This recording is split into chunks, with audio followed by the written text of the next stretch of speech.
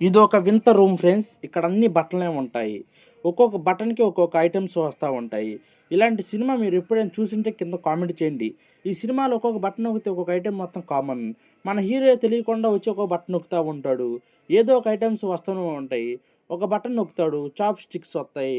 అలా ఆ బటనే వందల వేల సార్లు నొక్కుతాడు. ఇంకా చాప్ స్టిక్సే వస్తాయి. ఇంకో బటన్ నొక్కగానే ఒక హైడ్రోలో గ్యాస్ వస్తుంది. ఆ గ్యాస్ అంటే మీకు తెలుసు. దానంతా తర్వాత ఇంకా చాలా ఐటెమ్స్ అన్నీ వస్తాయి. హీరో రెస్ట్ తీసుకుంటాడు. ఒక బాల్ పెట్టి ఒక బటన్ కొడతాడు. సూషి వస్తుంది. చూసి తనకి ఆకలేస్తుంది. ఇక దాని దగ్గరికి వెళ్తాడు. దాని దగ్గరికి వెళ్లి కెచప్ లేదని బాధపడుతూ ఉంటాడు. కెచప్ కోసం కూడా ఏదో ఒక బటన్ నొక్కుదామని నొక్కుతాడు. సరిగ్గా కెచప్ బటన్ నొక్కుతాడు. కెచప్ వస్తుంది. ఆ కెచప్ సరిపోదని ఇంకా నొక్కుతాడు. తర్వాత సూషి నొక్కుతాడు. ఆయన శుభ్రంగా తింటాడు. ఆకలి తీరిపోతుంది. సోయా సాస్ కూడా ఉంటే బాగుండేదనుకుంటాడు. తర్వాత వచ్చి సోయా సాస్ బటన్ నొక్కుతాడు. తర్వాత ఏం చేస్తాడంటే అతను 3డీ కళ్ళజోడు పెట్టుకుంటాడు. 3డీ కళ్ళజోడులో అతనికి ఒక పిల్లాడు కనిపిస్తాడు. ఒక పిల్లాడు వచ్చి ఇక్కడ చూడని సిగ్నల్ ఇస్తాడు. అతనికి భయమేస్తుంది. దాని తర్వాత ఇంకో బటన్ నొక్కుతాడు.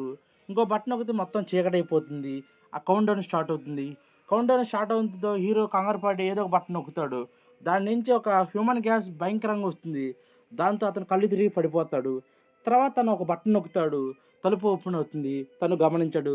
తర్వాత ఇంకో బటన్ నొక్కుతాడు. ఒక అడవి మనిషి వచ్చి తన ముందు వెళ్తూ ఉంటాడు. తర్వాత ఇంకో బటన్ నొక్కుతాడు. తలుపు ఓపెన్ అవుతుంది. అదేనే సరే బటన్ అని అతను గ్రహిస్తాడు.